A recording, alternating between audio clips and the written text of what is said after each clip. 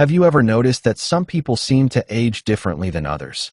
Not in the superficial sense of having fewer wrinkles or more hair, but in the way they move through the world with a certain ease.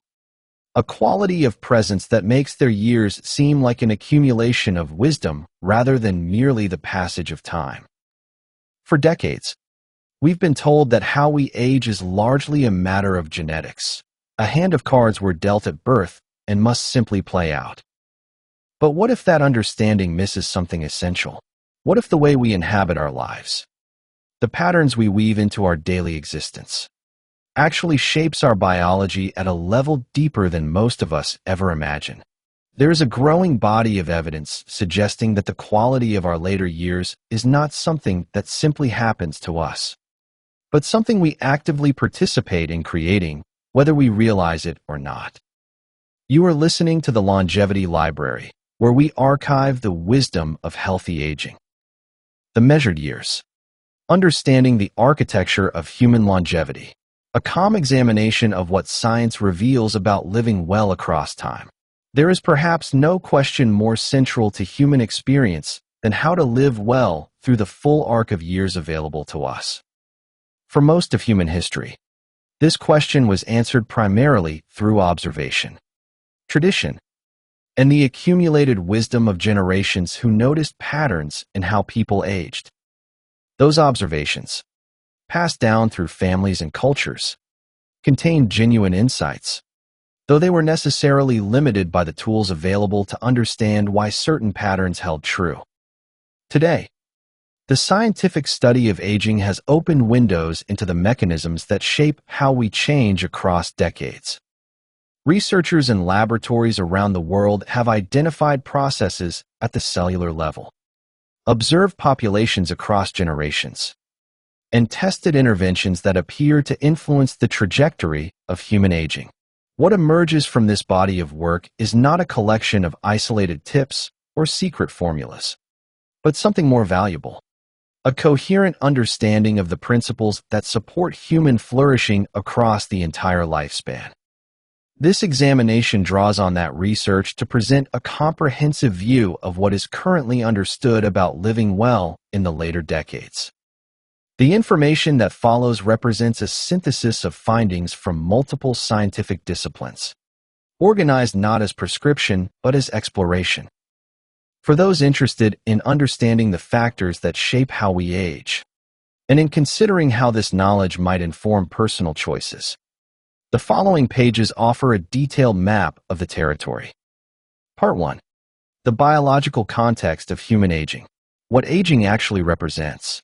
Before considering any strategies or approaches, it is valuable to understand what aging fundamentally is at the biological level. This understanding provides context for why certain patterns of living appear to influence how we age, while others seem to matter less than might be expected. Aging, from a biological perspective, represents the gradual accumulation of diverse types of damage within the cells, tissues, and organs of the body. This damage occurs as an inherent consequence of being alive and operating a complex biological system. Every metabolic process that produces energy also generates byproducts that can harm cellular components. Every cell division required to replace worn-out cells carries a small risk of errors in DNA replication. Every exposure to the environment, from sunlight to nutrients to pathogens, leaves traces that accumulate over time. This understanding is important because it frames aging not as a disease to be cured, but as a fundamental property of complex biological systems. The question becomes not how to stop this process entirely, which would require suspending the basic operations of life, but how to influence its trajectory, how to slow the accumulation of damage, and how to maintain function despite the changes that inevitably occur. The rate at which this damage accumulates varies significantly between individuals and populations. Some of this variation is determined by genetic inheritance that cannot be modified. However, a substantial portion appears responsive to environmental factors and behavioral patterns. Understanding which factors matter and through what mechanisms they exert their effects, provides the foundation for informed choice. The cellular processes that matter most. Research has identified several specific types of cellular damage that appear particularly relevant to how organisms age. These processes operate continuously throughout life, and their cumulative effects contribute to the changes associated with advancing years. Cellular energy production occurs in structures called mitochondria, often described as the power plants of cells. These organelles convert nutrients into the energy molecules that fuel all cellular activities. This process, while essential, generates reactive molecules that can damage mitochondrial DNA and other cellular components. Over time, this damage impairs mitochondrial function, reducing energy availability and increasing the production of damaging molecules. This creates a cycle that contributes to declining cellular function across multiple tissues. The ends of chromosomes, structures called telomeres, shorten with each cell division.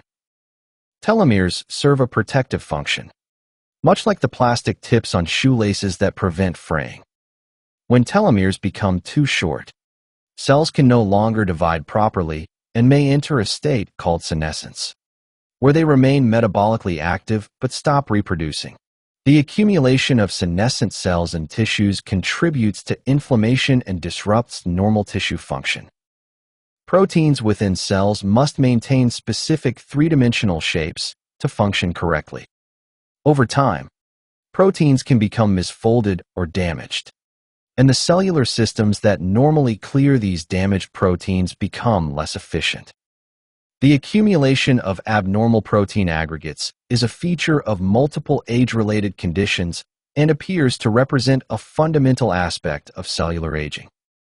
The communication systems between cells, through which tissues coordinate their activities, become less precise with age. Hormone levels change, receptor sensitivity alters, and the intricate signaling networks that maintain balance across organ systems become more prone to disruption. This contributes to the reduced physiological reserve that makes older organisms more vulnerable to stress and less able to maintain stability when challenged.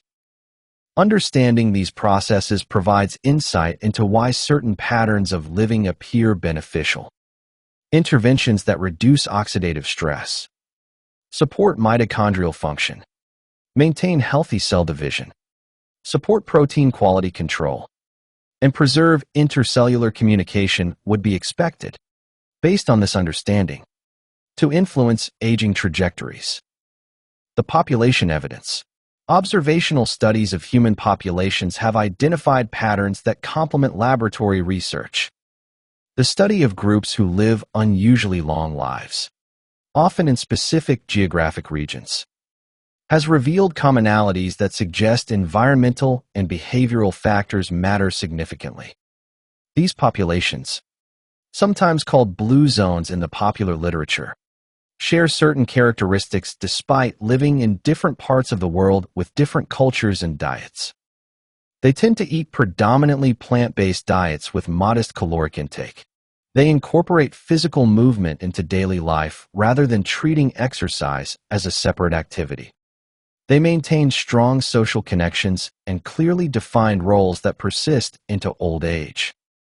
They experience relatively low chronic stress and have cultural practices that support stress reduction. Importantly, these populations demonstrate that long life and good function in later years are not simply matters of genetic luck. While genetics certainly contribute to individual variation, the clustering of longevity in specific populations suggests that environmental and behavioral factors can create conditions favorable to healthy aging. The study of centenarians, people who live to 100 years or beyond, has provided additional insight. These individuals appear to compress the period of illness and disability toward the very end of very long lives, rather than experiencing prolonged decline. Understanding the factors that contribute to this compression of morbidity has become a central goal of aging research. Part 2. Movement as fundamental biology. Why movement matters beyond exercise. The relationship between physical activity and healthy aging is one of the most thoroughly documented findings in all of medical research. Yet the way this relationship is often presented as a recommendation to exercise for health misses something essential about why movement matters and how it might best be incorporated into life.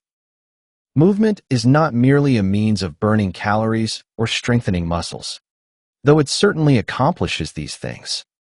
Movement is a fundamental biological signal that informs the body about the conditions it faces and the demands it must prepare to meet. Every time a muscle contracts, every time weight is borne through a bone, every time the heart rate increases to supply working tissues, the body receives information that shapes how it allocates resources and maintains its systems. This signaling function explains why movement affects so many different aspects of health. Bone tissue, when subjected to the forces of weight-bearing activity, receives signals to maintain density. In the absence of such forces, bone resorption outpaces formation, and density declines. Muscle tissue, when challenged, receives signals to maintain protein synthesis and preserve mass. The cardiovascular system, when periodically stressed, adapts by maintaining elasticity and efficiency. The implication of this understanding is that movement is most beneficial when it is frequent and varied, not when it is concentrated into intense sessions separated by long periods of inactivity. The body evolved in environments that required near-constant low-level movement punctuated by occasional bursts of higher demand. Modern sedentary life, with its long periods of stillness interrupted by brief exercise sessions, represents a dramatic departure from the conditions under which human biology developed. The multiple systems affected by movement. The benefits of regular movement extend across essentially all physiological systems. Understanding this breadth helps explain why physical activity appears in virtually every analysis of factors associated with healthy aging. The cardiovascular system responds to regular movement by maintaining the elasticity of blood vessels, supporting healthy blood pressure regulation, and preserving the efficiency of the heart as a pump. These effects are not merely about preventing disease in the conventional sense, but about maintaining the capacity for activity that makes continued engagement with life possible. The metabolic system, responsible for extracting and storing energy from food, functions differently in active versus sedentary individuals. Muscle tissue is a major consumer of glucose, and regular movement helps maintain sensitivity to insulin, the hormone that directs glucose into cells. This metabolic flexibility, the ability to efficiently switch between fuel sources and clear glucose from the bloodstream, is a marker of healthy function that predicts outcomes across multiple domains. The nervous system, including the brain, receives significant benefits from movement. Physical activity increases blood flow to the brain, supports the production of factors that promote neural health, and may stimulate the growth of new neurons in certain regions. The cognitive demands of coordinating movement, maintaining balance, and navigating space engage neural circuits that might otherwise receive less stimulation. The immune system shows different patterns of activity in regularly moving versus sedentary individuals. Moderate physical activity appears to support immune surveillance, the process by which the immune system identifies and addresses potential threats, while reducing chronic low-grade inflammation that contributes to multiple age-related conditions. The musculoskeletal system, obviously, depends on regular loading to maintain its integrity. Bone density, muscle mass, joint health, and the connective tissues that bind the body together all respond to the signals provided by movement. Without these signals, these tissues atrophy in ways that directly affect function and quality of life. Movement throughout the day. The pattern of movement may matter as much as the total amount. Research examining how physical activity is accumulated throughout the day suggests that frequent brief movements confer benefits that may not be fully captured by focusing only on dedicated exercise sessions. This observation aligns with what is known about how the body responds to movement signals. Breaking up prolonged sitting with brief standing or walking periods affects glucose metabolism, blood flow, and muscle activation in ways that continuous sitting does not.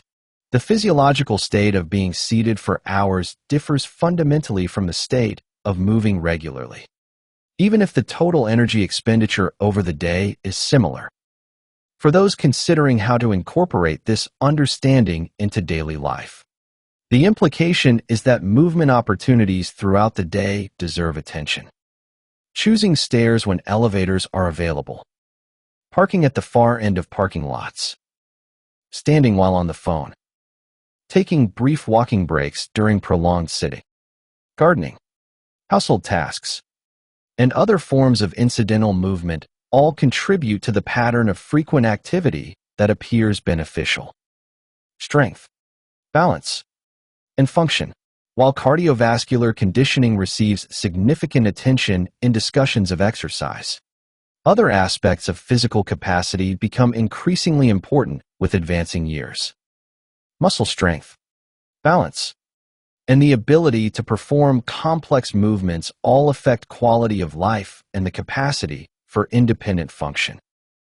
Muscle strength deserves specific attention because it declines more rapidly than cardiovascular fitness in the absence of targeted maintenance. The condition called sarcopenia, age-related loss of muscle mass and strength, affects function, metabolic health, and the ability to recover from illness or injury. Maintaining muscle requires challenging the muscles with resistance that exceeds the demands of ordinary daily activity. Balance is another capacity that benefits from specific attention. The systems that maintain balance, input from the eyes, the inner ear, and sensors in muscles and joints, all integrated by the brain, can be maintained and even improved through practice. Simple balance challenges, performed safely with support available if needed, provide the stimulus that maintains these systems, the ability to rise from the floor, to lift and carry objects, to navigate steps and uneven terrain. These functional capacities determine whether an individual can continue living independently and engaging with the world. Maintaining these capacities requires movement that specifically practices them, not merely exercise that improves abstract fitness measures. Part 3. Nutrition as information and fuel. Moving beyond the nutrient view. The dominant approach to understanding nutrition focuses on nutrients, proteins, carbohydrates, fats, vitamins, minerals, and their effects on the body. This view has generated valuable knowledge and remains essential for understanding certain aspects of health. However, it captures only part of the story about how food affects aging. Food also functions as information. The molecules in food interact with cellular receptors, influence gene expression, affect hormone levels, and shape the activity of the microbiome, the community of microorganisms that inhabits the digestive tract.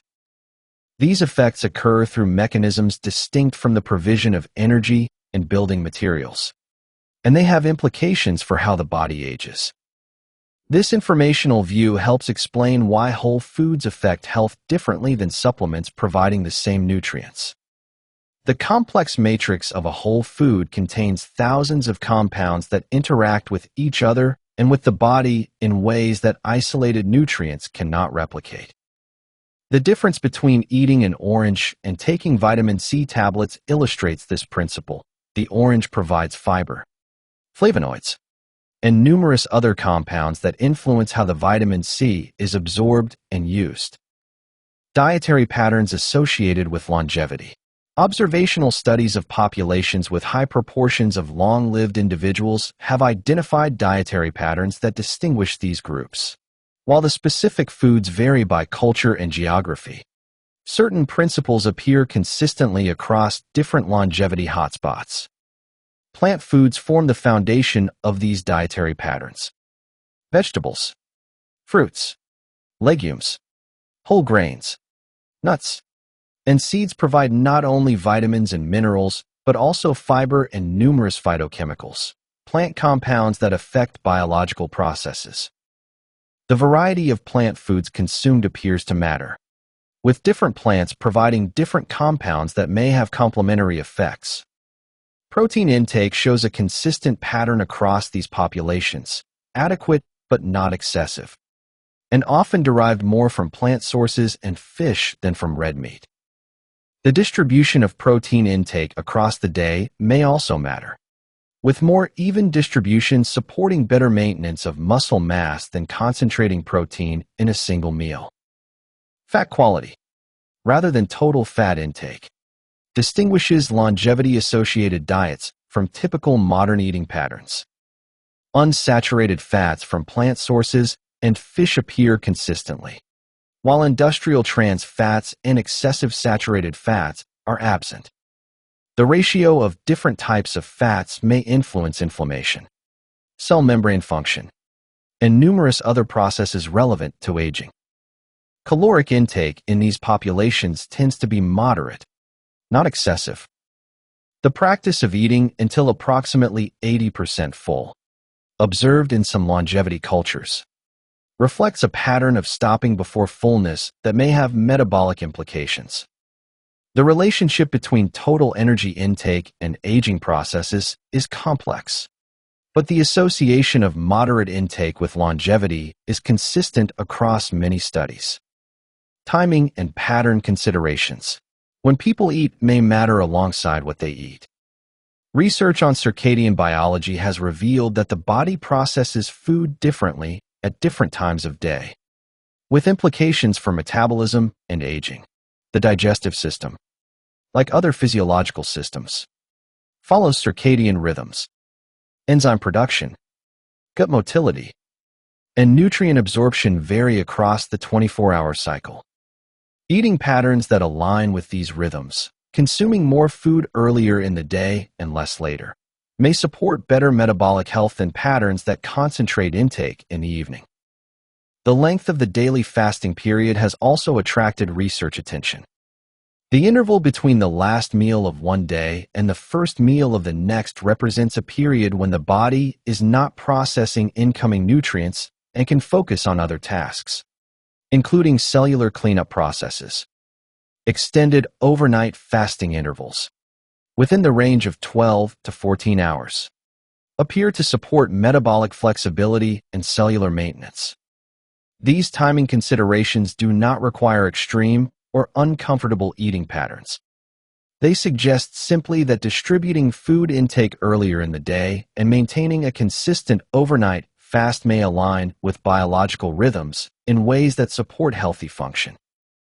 Hydration as a nutritional foundation. Water is arguably the most essential nutrient, yet it receives less attention than other dietary components in discussions of healthy aging. This oversight matters because the sense of thirst becomes less reliable with age, increasing the risk of inadequate fluid intake. Mild dehydration affects multiple aspects of function. Cognitive performance, including attention and memory, declines with even modest fluid deficits. Physical performance, including endurance and strength, suffers when hydration status is less than optimal. The kidneys, which concentrate urine and maintain fluid balance, work harder when intake is insufficient. The color of urine provides a practical indicator of hydration status. Pale yellow suggests adequate intake, while darker urine signals the need for more fluids.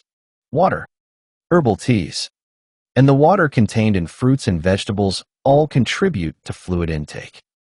Caffeinated beverages in moderate amounts also contribute, despite their mild diuretic effect.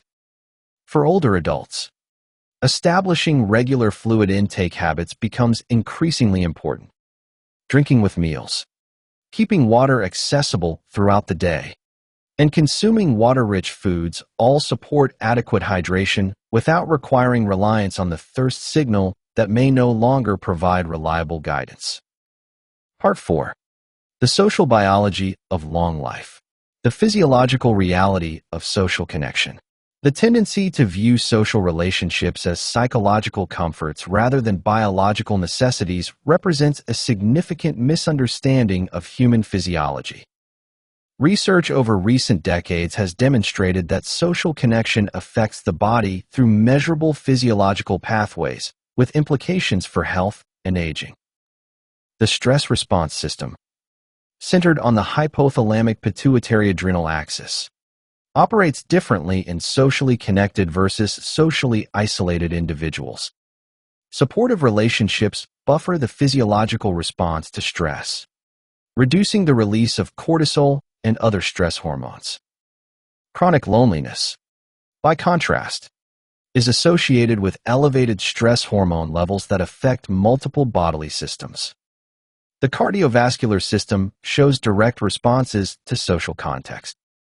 Blood pressure, heart rate, and heart rate variability, a measure of the heart's ability to respond to changing demands, all differ between socially connected and isolated individuals. The presence of supportive others during stressful situations reduces cardiovascular reactivity, while loneliness is associated with higher resting cardiovascular activity. The immune system also reflects social connection status. Studies examining immune function in relation to social support have found differences in inflammatory markers, antibody responses, and the activity of immune cells. Chronic loneliness is associated with a pattern of immune function characterized by increased inflammation and reduced antiviral defense. These findings suggest that social connection is not merely pleasant, but physiologically regulatory.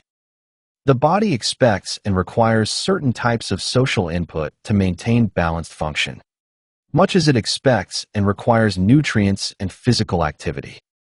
The forms of connection that matter. Not all social contact provides equivalent physiological benefits. Research distinguishing between different types of social relationships has identified characteristics associated with greater protective effects. Relationships characterized by mutual disclosure, the sharing of personal thoughts, feelings, and experiences, appear particularly beneficial.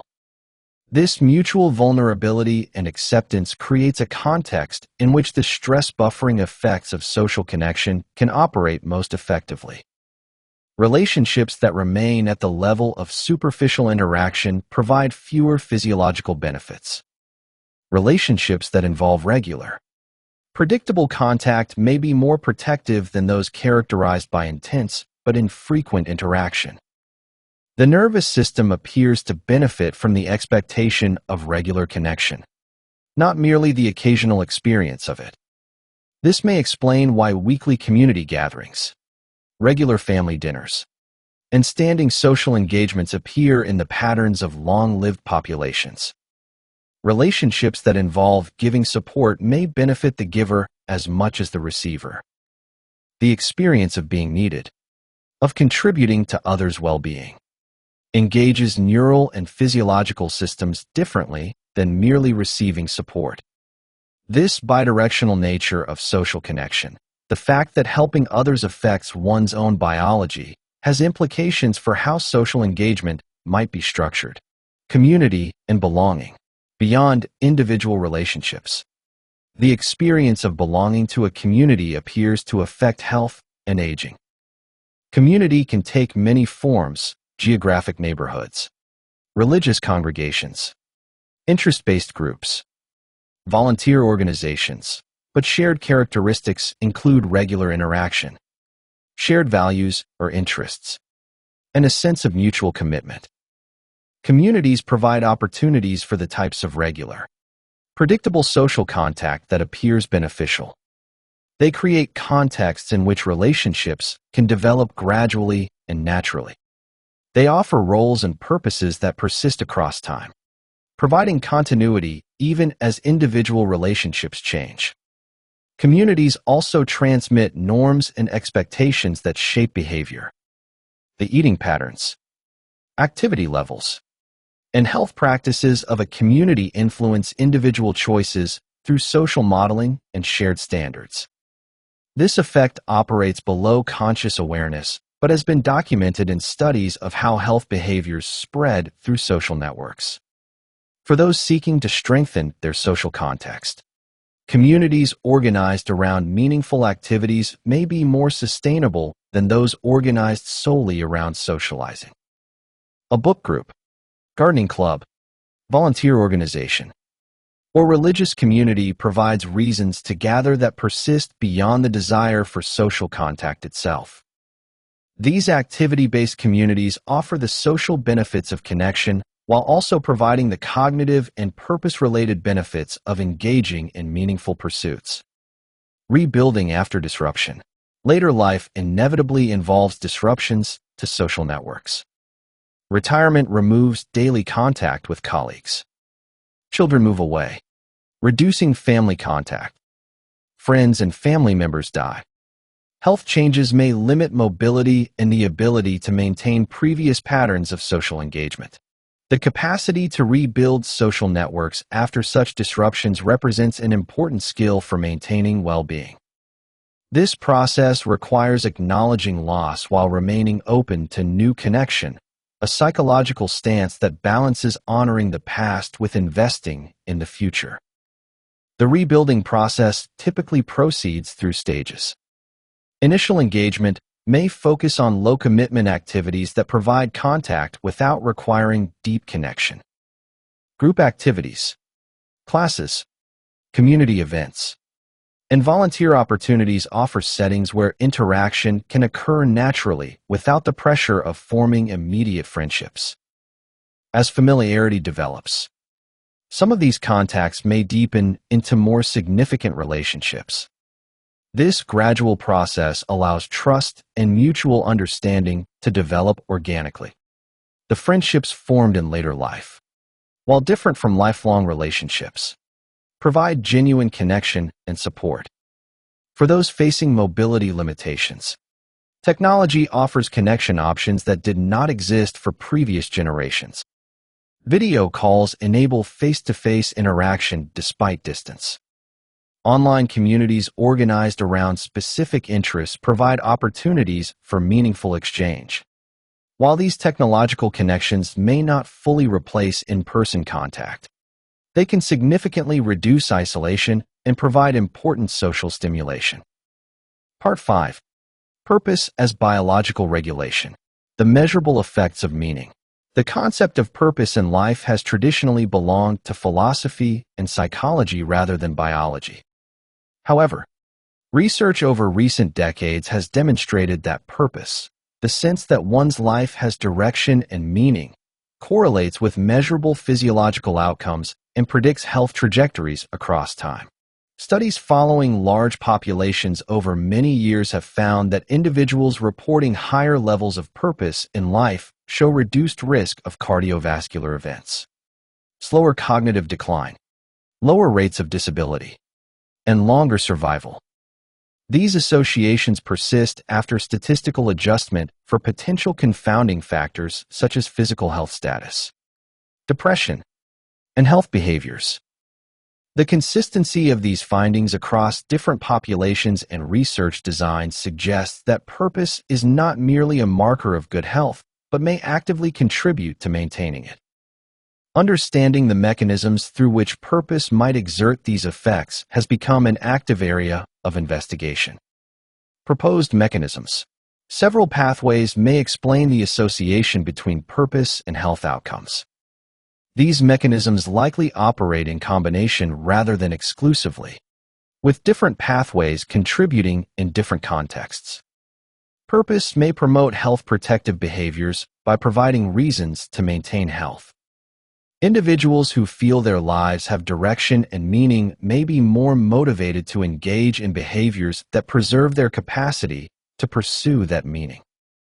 This motivational effect could influence everything from medical adherence to physical activity to dietary choices.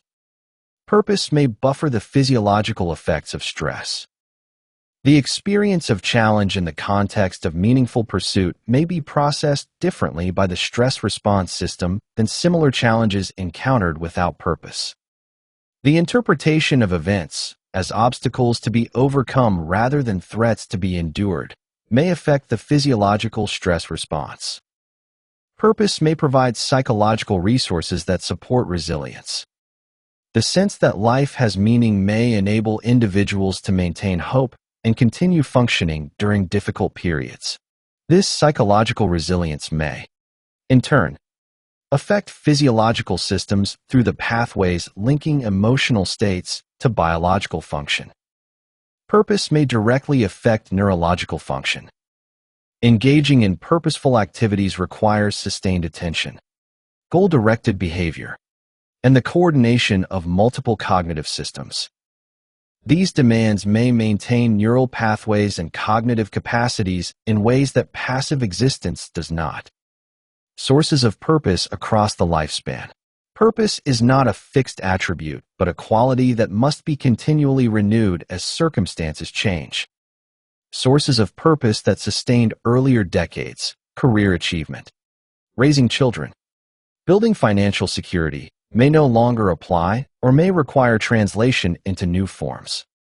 Family relationships often remain significant sources of purpose, though their expression changes. Grandparenthood offers opportunities to contribute to younger generations, share knowledge and experience, and witness the continuation of family into the future. For those without biological grandchildren, relationships with younger relatives, godchildren, or ments can serve similar functions. Creative expression provides purpose through the process of bringing something new into existence. Writing, visual arts, music, crafts, and other creative activities offer opportunities for self-expression, skill development, and the creation of tangible products that can be shared. The engagement of creative capacities itself appears to support well-being regardless of the quality of the output. Learning and intellectual engagement provide purpose through the pursuit of understanding. Later life offers freedom to explore subjects purely for interest rather than instrumental reasons. This intrinsic motivation makes learning particularly rewarding and provides ongoing stimulation that maintains cognitive engagement. Contribution to others, whether through formal volunteering or informal helping, provides purpose by connecting individual action to the well-being of others. The experience of being needed, of making a difference in someone's life, confirms one's value and provides reasons to continue engaging with the world. Purpose in the context of limitations. Health changes or reduced mobility do not preclude purpose, though they may require adaptation in how purpose is expressed. The principle involves distinguishing between the essence of purpose, making a meaningful contribution to something beyond oneself, and any particular expression of purpose. For someone who can no longer engage in physically demanding volunteer work, purpose might be found through telephone support for isolated individuals, writing letters to public officials about issues that matter, or serving as a listener and confidant for others facing challenges. The essence of contribution remains while the expression adapts to current capabilities. For someone with limited mobility, purpose might be found through creative work adapted to current abilities, through maintaining connections with distant family members, through sharing life stories with younger generations, or through advocacy work that can be done from home. The key is identifying what matters and finding available channels for expressing that value. Residential settings that serve older adults vary significantly in whether they recognize and support residents' need for purpose. Facilities that create opportunities for meaningful engagement, resident councils, mentoring relationships with newer residents, community service projects, creative expression programs support well-being in ways that purely custodial care cannot. Part 6. The psychology of attention and appreciation. Where attention goes, the human mind processes only a fraction of the information available to it at any moment. Attention acts as a filter, selecting certain aspects of experience for further processing while allowing others to fade into the background. This filtering occurs partly through automatic processes and partly through conscious direction. The automatic tendency of attention is toward the negative. This negativity bias evolved because threats required immediate response, while positive circumstances could be addressed later. For an organism in a dangerous environment, failing to notice a threat could be fatal, while failing to notice an opportunity was merely unfortunate. This evolutionary heritage means that without conscious intervention, attention naturally gravitates toward problems, risks, and what is missing rather than what is present and going well. Understanding this bias matters because where attention goes, experience follows. The person whose attention is captured by what is wrong will have a different subjective experience than the person whose attention is directed toward what is right, even if their objective circumstances are identical. This is not a matter of denying problems, but of balancing attention across the full spectrum of experience. The practice of directed attention. The ability to direct attention deliberately, like any skill, can be developed through practice. The term often used for this capacity is metacognition, awareness and control of one's own thought processes. Developing this capacity enables choices about where attention rests, rather than allowing attention to be captured automatically by whatever is most salient. Simple practices can strengthen this capacity. Pausing throughout the day to notice what is currently present, the physical sensations of the body, the sights and sounds of the environment, the people nearby, interrupts the automatic flow of thought and creates space for deliberate attention. This practice need not be lengthy, brief moments of awareness, repeated regularly. Build the neural pathways that support attentional control. The practice of noting positive moments as they occur, sometimes called savoring, trains attention to dwell on pleasant experiences rather than rushing past them to the next demand. The taste of food, the warmth of sunlight, a moment of connection with another person, these ordinary positive experiences, when noticed and held in attention, contribute more to well-being than their brief duration might suggest. Gratitude as attentional practice. Gratitude, understood as the practice of noticing and appreciating what is positive in one's life, represents a specific application of directed attention. The grateful person is not necessarily someone whose life contains more positive elements than others, but someone whose attention is trained to notice and appreciate the positive elements that exist. This understanding explains why gratitude practices appear in multiple wisdom traditions and have been studied extensively in positive psychology research. Keeping a gratitude journal, writing gratitude letters, sharing appreciations with others, and taking moments throughout the day to notice what is going well all represent exercises in attentional training. They strengthen the neural pathways that support noticing the positive. Research examining gratitude interventions has found consistent effects on well-being measures. People who practice gratitude report higher levels of positive emotion, greater life satisfaction, and lower levels of depression and stress. These effects appear to persist as long as the practice continues, suggesting that gratitude is not something achieved once, but a practice maintained over time. Gratitude in the fullness of experience. Gratitude practiced appropriately does not require denying or minimizing life's difficulties. The capacity to hold multiple truths simultaneously, that this situation is genuinely hard, and that within it some elements remain for which appreciation is possible, represents psychological maturity rather than naive optimism. For those experiencing significant loss or hardship, gratitude may initially focus on the past, appreciation for time shared with loved ones, for experiences had, for support received. As processing continues, gratitude may gradually extend to present supports and ultimately to new sources of meaning that emerge. This progression occurs naturally when gratitude is practiced as honest attention rather than forced positivity. The relationship between gratitude and other positive states, contentment, awe, love, appears bidirectional. Gratitude opens attention to positive experiences, which then generate further gratitude.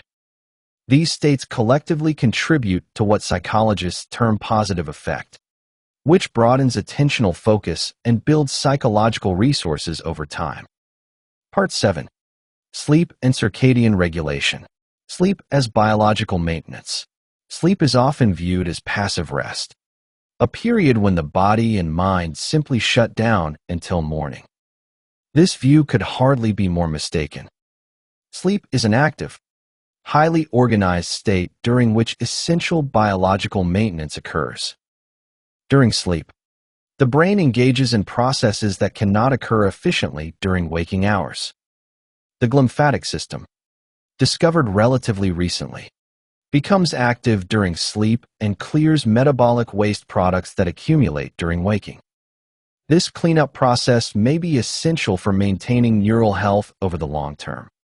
Memory consolidation occurs during specific sleep stages. Information acquired during waking is processed, integrated with existing knowledge, and either stored more permanently or allowed to fade. This process depends on the particular architecture of sleep, with different sleep stages contributing to different types of memory processing. Cellular repair processes throughout the body operate more efficiently during sleep. Growth hormone release, tissue repair, and immune system activity all show sleep-dependent patterns. The restorative function of sleep is not metaphorical but literal during sleep. The body repairs damage accumulated during waking. Age-related changes in sleep. Sleep patterns change across the lifespan in ways that are important to understand. These changes represent normal development of the sleep system, not necessarily sleep disorder, though they can certainly affect how rested individuals feel. Older adults typically experience lighter sleep, with less time spent in the deepest stages of slow-wave sleep. This change affects how restorative sleep feels and may increase sensitivity to environmental disruptions. Waking more easily and more frequently during the night is common and, within limits, normal. The timing of sleep tends to shift earlier with age, a phenomenon called phase advance. Older adults often feel sleepy earlier in the evening and wake earlier in the morning than they did when younger. This shift reflects changes in the circadian system and can be accommodated by adjusting schedules rather than fighting the natural rhythm. The ability to sleep during unfavorable circadian phases declines with age.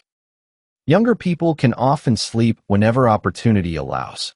Older people typically sleep best when sleep occurs during the biological night. This change makes maintaining regular sleep schedules more important.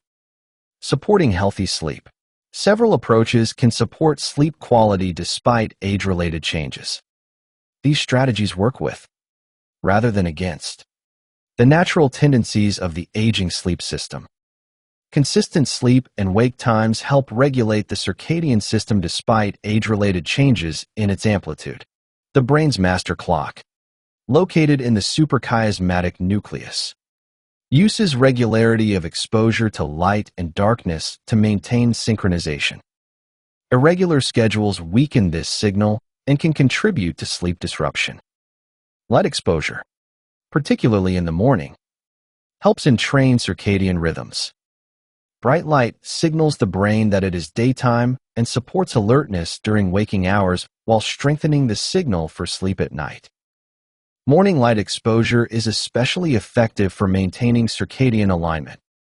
The sleep environment matters more when sleep is lighter.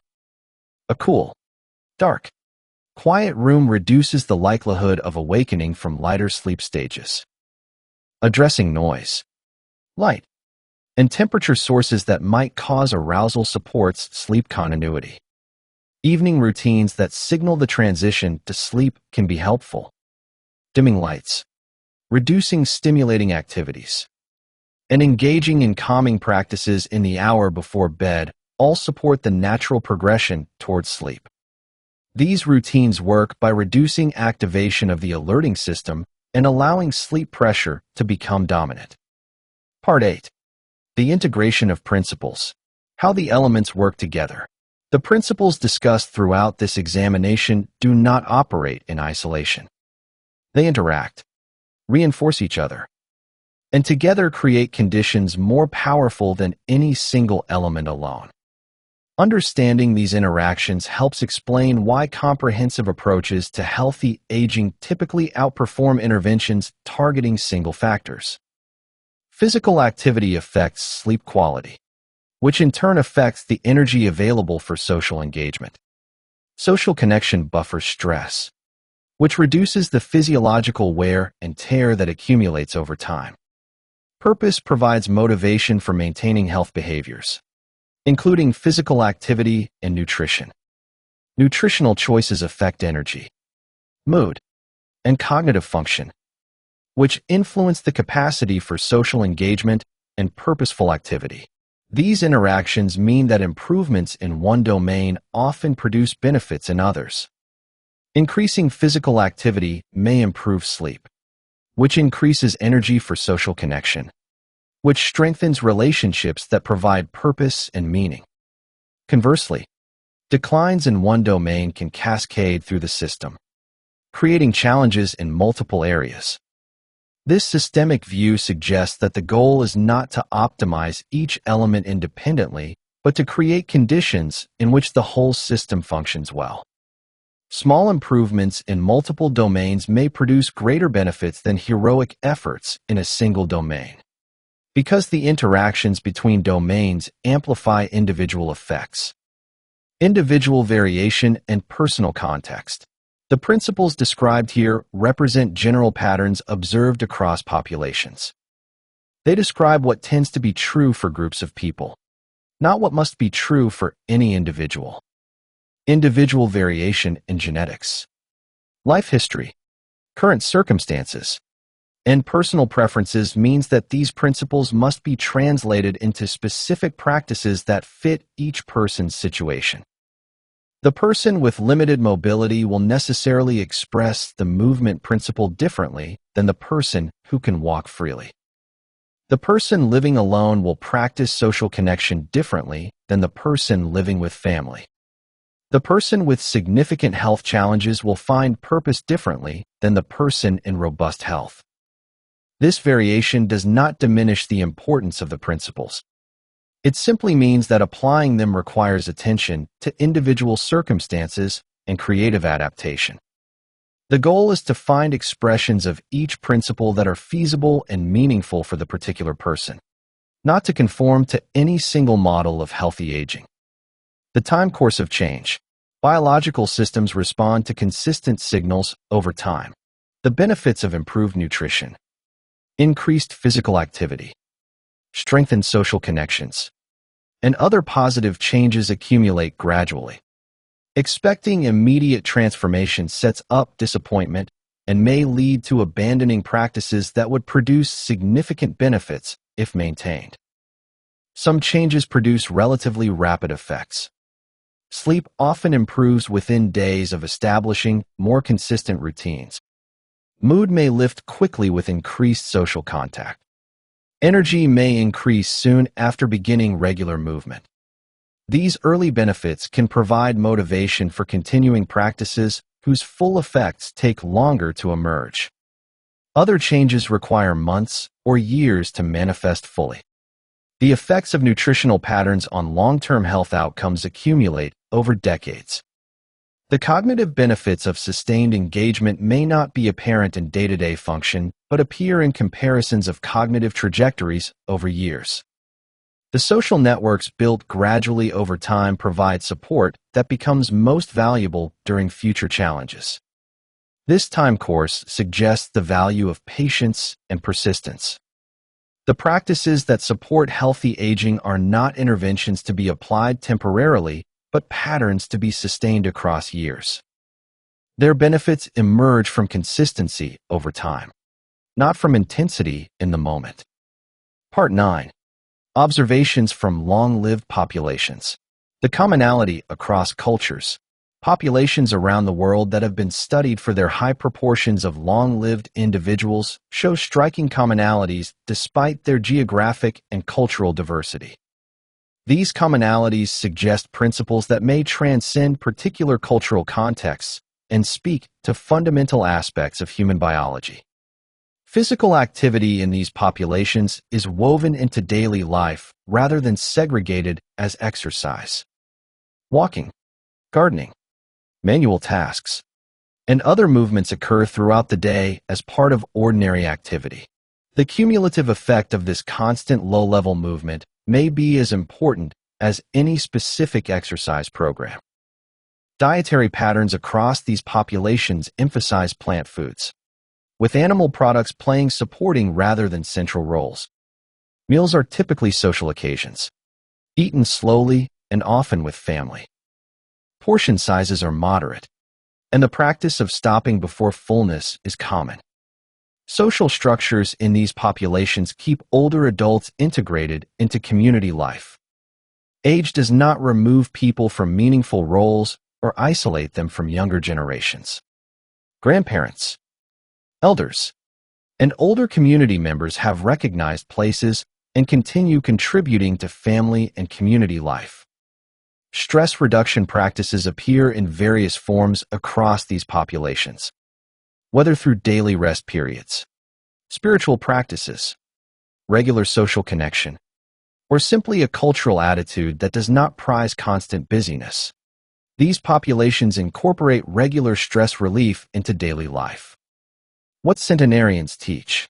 The study of people who live to 100 years or beyond has provided additional insight into the factors that support extreme longevity.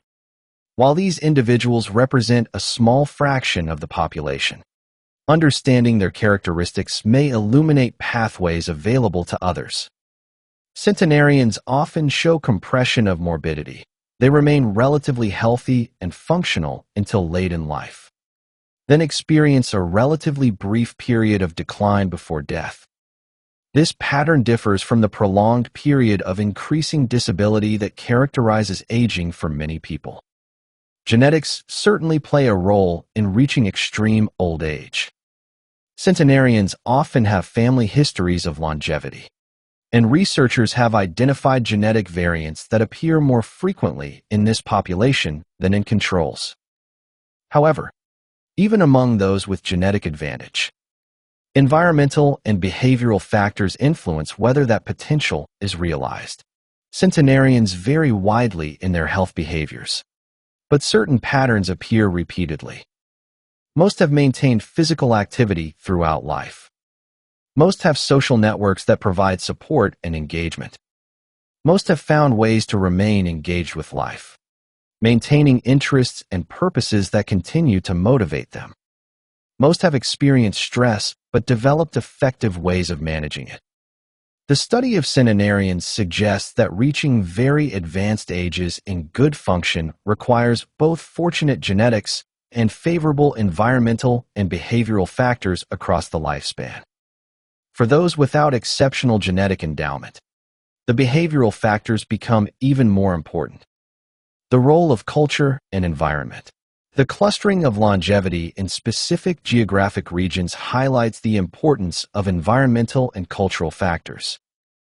These regions, sometimes called blue zones, share characteristics that support healthy aging at the population level.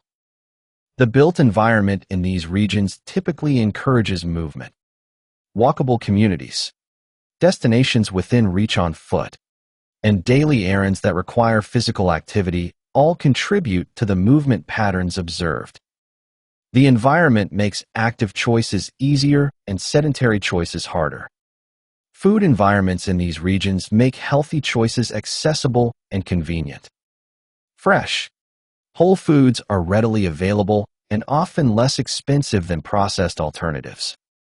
Traditional food culture values quality and enjoyment, not merely convenience and shelf life. Social environments in these regions maintain connections across generations and provide natural support systems. People know their neighbors. Family remains geographically close. And community institutions create regular opportunities for interaction. Loneliness is less common because social contact is woven into daily life. These environmental observations have implications for individuals living in very different contexts, while changing the broader environment is beyond individual control. Understanding how environment shapes behavior can inform personal choices about where to live, how to structure daily life, and what community connections to prioritize. Part 10. A calm conclusion. The examination of factors associated with healthy aging reveals not a collection of isolated tips, but an integrated understanding of human biology in social and environmental context. Physical activity, nutrition, social connection, purpose, attention, sleep. These elements interact and reinforce each other, creating conditions that support continued function and engagement across the lifespan. This understanding offers freedom from the anxiety of seeking perfect optimization. The goal is not to achieve ideal status on any single measure, but to create overall patterns that support biological systems in doing what they evolved to do. Small improvements across multiple domains, sustained consistently over time, produce benefits that exceed what any single intervention could achieve. For those in the later decades of life, this knowledge can inform choices about how to structure days, what to prioritize, and where to invest energy. The principles described here are not prescriptions to be followed rigidly, but guides to be adapted to individual circumstances. They suggest directions without demanding perfection. The later years offer opportunities for forms of well-being that may not have been available earlier. The accumulated wisdom of lived experience, the freedom from earlier obligations, the deepened appreciation for what matters. These gifts of aging can be cultivated through the practices described throughout this examination. The science of healthy aging continues to develop, and future research will certainly refine and extend current understanding. But the principles that have emerged from decades of investigation provide a solid foundation for those seeking to live well across the full span of years available. They remind us that how we live matters, that small, consistent choices accumulate into patterns that shape our trajectories, and that the capacity for growth and meaning persists throughout life. This is not a promise of endless years or freedom from all difficulty. It is something more valuable, an invitation to engage with life in ways that honor our biology, our relationships, and our deepest values. The years available to us, however many they may be, can be lived with intention, connection, and meaning. That, finally, is what the study of healthy aging reveals as most worth pursuing. The central insight that emerges from decades of research is this: the quality of our later years is not determined by any single factor, but by the intricate dance between how we move, what we eat, who we love, why we rise in the morning, and where we direct the attention of our minds. These elements do not operate in isolation. They weave together into a pattern that either supports or undermines the biology that carries us through life. If this exploration has sparked a question, a memory, or a quiet recognition in you, we would be honored if you would share it in the comments. And if you would like to continue exploring the archive of wisdom we are building here, we invite you to explore other videos in the Longevity Library and subscribe so that you do not miss the chapters yet to come. This is the Longevity Library. Listen, learn, and live longer.